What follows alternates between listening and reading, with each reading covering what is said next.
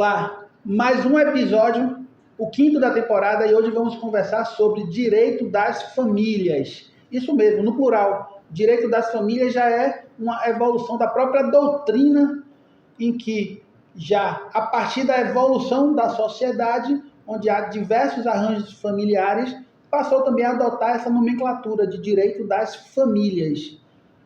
Bem, eu sou Fabiano, advogado coordenador jurídico do Senaju. Ao meu lado aqui, doutora Lisiane Ferreira e doutora Amanda Nobre. Juntos vamos conversar sobre direito das famílias. E aí, normalmente, a família começa a partir da união entre duas pessoas, a partir do casamento. E aí eu já chamo aqui a doutora Amanda para poder explicar para a gente o casamento, a união estável. Olá. Então, o casamento e a união estável nada mais é do que a consagração dessa vontade dessas duas pessoas ficarem juntas. Seja homem com homem, seja mulher com mulher ou homem com mulher. O casamento, na verdade, tem 4 tipos de regime. O regime da comunhão parcial, o regime da comunhão universal, a separação obrigatória de bens e um que a gente quase nunca escuta falar, que é o regime de participação final nos aquestos. O Instituto da União Estável se diferencia um pouquinho do casamento, pela uma característica interessante, o estado civil. No casamento, o estado civil se altera, então, uma vez que você se divorcia ou se casa, você fica como casado ou como divorciado. E na união estável, não, nunca se altera. Você permanece como solteiro ou permanece como divorciado, de repente, se você já foi casado, e acontecem certas mudanças. A união estável também se caracteriza pelo fato de que, para você constituí-la, 2 opções: ou tu vai no cartório e faz uma escritura de união estável para publicizar essa união, ou por via judicial, por meio do reconhecimento da união estável. Uma característica marcante da união estável é essa vontade deles dois ficarem juntos. O casamento, a pessoa se casa e não importa como vai ser os desdobramentos familiares, se vai morar junto, se vai morar separado. E a união estável precisa dessa característica duradoura, de todo mundo ter conhecimento, de haver essa estabilidade e essa vontade de constituir família. E aí eu pergunto, até porque era uma pergunta recorrente. Antes, para poder considerar a união estável, havia necessidade de um lapso temporal, de união. Hoje não existe mais nenhum tempo específico para poder caracterizar a união estável, não é isso? Exatamente. Antes se exigia um certo período de tempo para poder dar tempo às pessoas a conhecerem e terem noção daquele relacionamento. E também para configurar ali o vínculo das duas pessoas. Hoje em dia não importa o tempo, se for 5 meses, se for 1 ano, se for 2 anos, já caracteriza a união estável dada a configuração familiar. E, inclusive, as pessoas ficam preocupadas porque tem namoros já muito longos e muito duradouros que as pessoas se perguntam se já se tornou união estável, porque já se configura praticamente automaticamente. Que é o que eu ia perguntar também agora, sobre o namoro qualificado que já vem sendo tratado, principalmente na jurisprudência, da existência desse namoro qualificado, que é um namoro já duradouro, mas sem o objetivo de constituir família. Explica pra gente qual é o namoro qualificado. Bom, o namoro qualificado, na verdade, é uma expressão que surgiu da doutrina e da jurisprudência, porque muitos casais que namoravam já há muito tempo achavam que tinham direito a compartilhar e dividir os bens. Então, essa expressão vem para suprir a necessidade de não se constituir união estável, mas ainda assim permanecerem juntos, não importa o tempo que eles namorem. Como assim?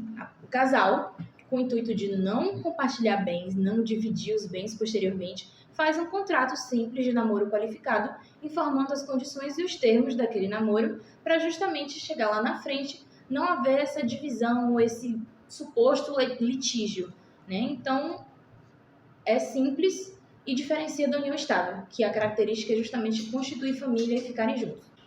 Bem, tem o casamento, alguns desses não são duradouros, acabam, e aí vem o Instituto do Divórcio. E aí eu já chamo aqui a doutora Lisiane para poder explicar para a gente o que é o divórcio, como é que funciona. Olá. Bom, o divórcio e a dissolução de união estável são 2 institutos que têm o mesmo objetivo, né? O divórcio ele ocorre quando há um casamento, e a dissolução de união estável, como o próprio nome já diz, quando existe uma união estável. Eles possuem o mesmo objetivo, qual seja pôr um fim àquela relação. O casal não está mais satisfeito, seja pelo motivo que for, eles podem pôr um fim àquela relação sem que para isso exija o Código Civil exija algum tempo para que isso aconteça. Então, eu me casei hoje, amanhã eu quero me divorciar, não tem nenhum problema. Isso pode ser feito. O divórcio e a dissolução podem ser feitos de forma extrajudicial ou judicial. Extrajudicial é uma forma mais simples, né? Feita diretamente no cartório, mas apesar de ser simples, necessita da representação de um advogado, tá? E isso pode acontecer quando não existe interesse de menor envolvido, ou seja, quando o casal não possui filhos menores, ou quando não existe também nenhum tipo de divergência com relação à partilha dos bens.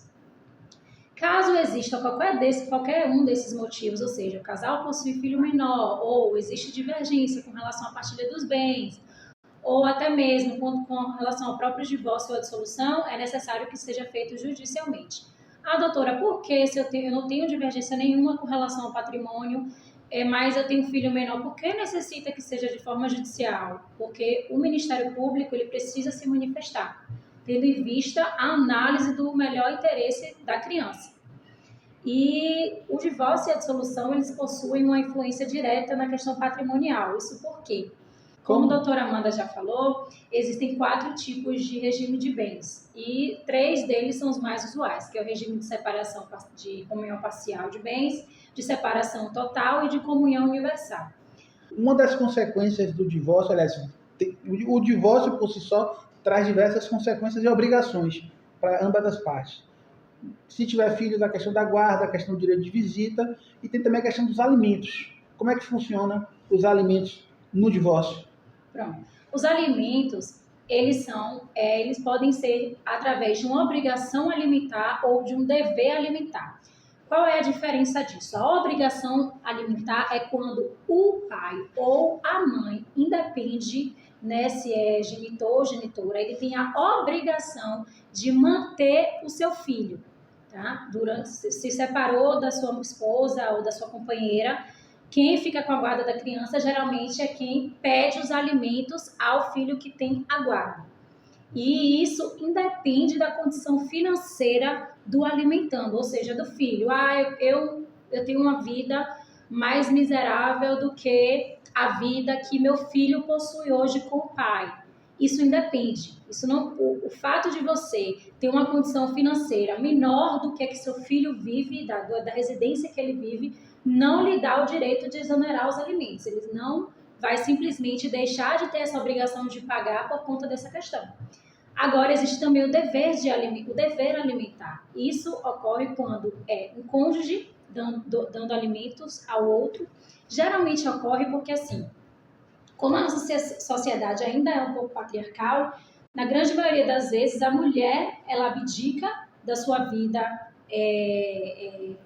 profissional para poder se dedicar exclusivamente à família. Então, aquilo ali gera que ela fique defasada profissionalmente. Quando ela se separa, ela não tem a mesma capacidade profissional, ela está sem atualizações, enfim, dificilmente ela consegue, de pronto, ingressar no mercado de trabalho. Então, aí faz com que o companheiro ou o ex-companheiro ou o ex-cônjuge pague alimentos a ela. Tá? Também com relação aos filhos maiores. Né? Os filhos maiores, apesar de não existir mais a obrigação alimentar, porque ele já atingiu a maioridade, existe ainda o dever alimentar. Se seu filho vive numa condição de miserabilidade, ainda que tenha atingido 24 anos, né, que é quando teoricamente, de fato, extinguiria essa obrigação de alimentar, aí transfere-se para o dever de alimentar. Sim.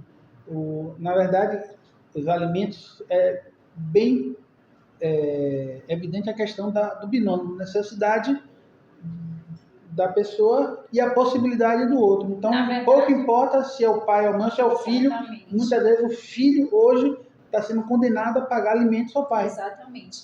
E, na verdade, doutor, é o trinômio, que é possibilidade, necessidade e proporcionalidade.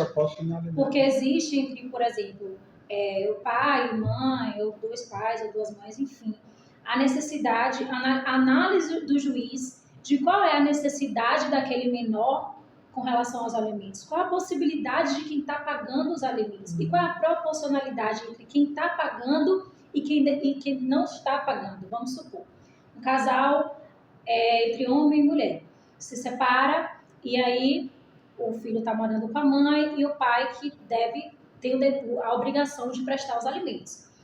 Lembrando que alimentos não é só alimento da maneira...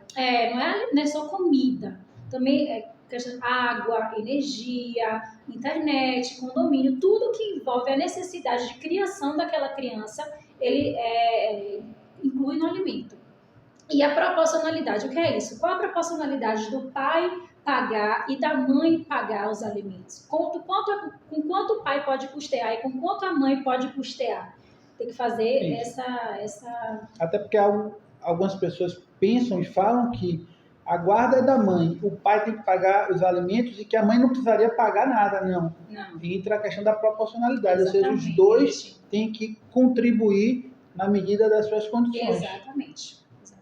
E outra questão também que é muito conversada aqui hoje no escritório é a questão da ex-mulher que tem os alimentos deferidos, mas esses alimentos hoje não são eternos, não é vitalício. Não são eternos. Enquanto, a partir de um juízo do juiz, que vai dizer que aqueles alimentos têm um período específico até ela poder se recompor, como a senhora falou aí, né? É o tempo necessário para poder ela se refazer profissionalmente. Para que um pai, no caso que eu estou dando exemplo, deixe de prestar alimentos ao seu filho, é necessário que ele ajuize uma ação de exoneração de alimentos, porque só quem pode determinar que aquele pai deixe de pagar os alimentos ao filho é o juiz. E com relação a ex-companheiro ou ex-cônjuge também, né? Esses alimentos não são ad eterno, não são para sempre. A partir do momento que você consegue comprovar que aquela pessoa que está recebendo os alimentos não necessita mais, porque ela já tem capacidade laboral, porque ela já casou com outra pessoa, ou seja, já tem outra pessoa para sustentá-la, para mantê-la, você pode também pedir a exoneração.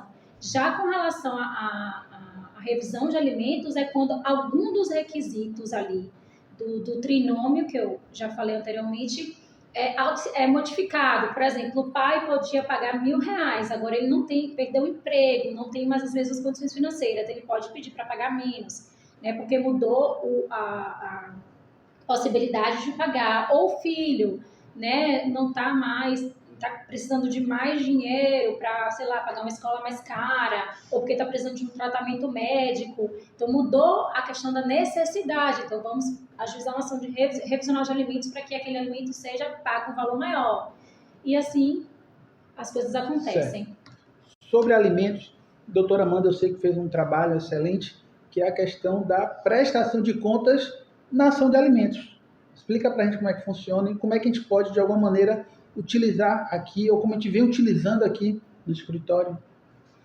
Pois bem, então, existe uma ação chamada ação de prestação de contas, que na verdade é utilizada no meio negocial, no meio contratual, que são pessoas que ficavam responsáveis por bens ou por mercadorias, coisas, e que eventualmente tinham que prestar contas do que aconteceu com aquele valor, se sobrou, se há um débito. Então, na verdade, o intuito era apurar um saldo existente daquelas coisas ou quantias que essa pessoa estava responsável.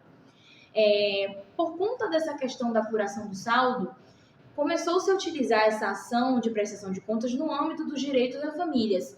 Por quê? O genitor ou a genitora, que é responsável pelo pagamento dos alimentos, ficava se perguntando se o dinheiro que estava sendo pago era muito alto ou muito baixo, ou se existia a possibilidade de pedir o dinheiro de volta. Na verdade, eles gostariam de apurar se seria possível pegar aquele dinheiro que não foi utilizado para o menor ou para o maior ainda dependente e ter de volta. Só que uma das características importantes dos alimentos é a irrepetibilidade.